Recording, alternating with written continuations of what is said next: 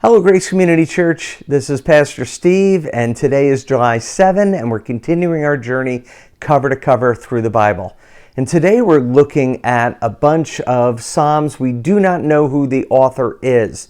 They extend from Psalm 92 all the way to Psalm 97, and they have some things that connect these Psalms together.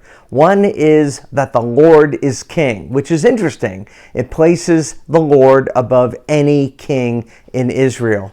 Next, the Lord is just. That comes up several times, and that you can trust his justice. And we also see how poetry is so beautiful when it's referring to nature and the forest worshiping the Lord.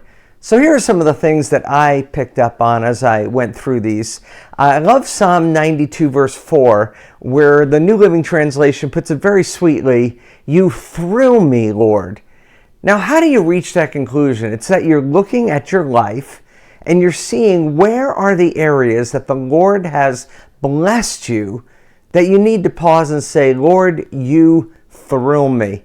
I love that. And it means that there's something on our part to do, to examine our life, to find those things. Psalm 93, the Lord is king and everlasting.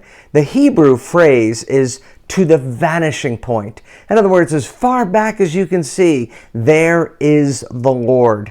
And it's a beautiful encouragement to us, which feel very temporal. We move on, and we have verse 94, verse 9, and I love this.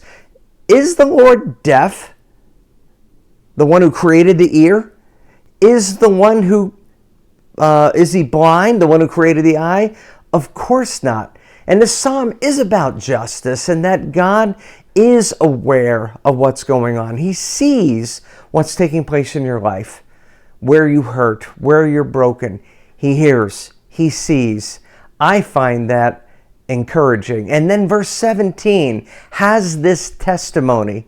Unless the Lord stepped in, I would be in the deep weeds. Unless the Lord came to my rescue.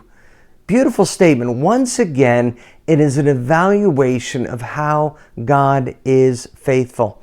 Psalm 95, verse 6 has a song that I love. Now, I have on my screen here Psalm 94. When I thought my foot is slipping, your steadfast love, O Lord, held me up.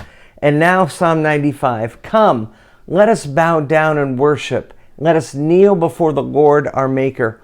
What I love about this particular psalm is I had a recording artist back in the late 70s who recorded this song, and I loved it so much. So the moment I came across this in my own reading today, I started singing, "Oh, come, let us worship and bow down, let us kneel before the Lord our Maker." And it was very beautiful, and it just brought back all these warm feelings. Psalm 96, we return to this principle that God is just.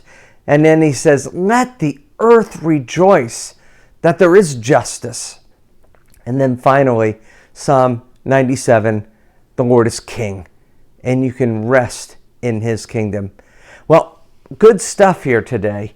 Nothing too dramatic or painful, and many things to rejoice in as we celebrate the character of our God.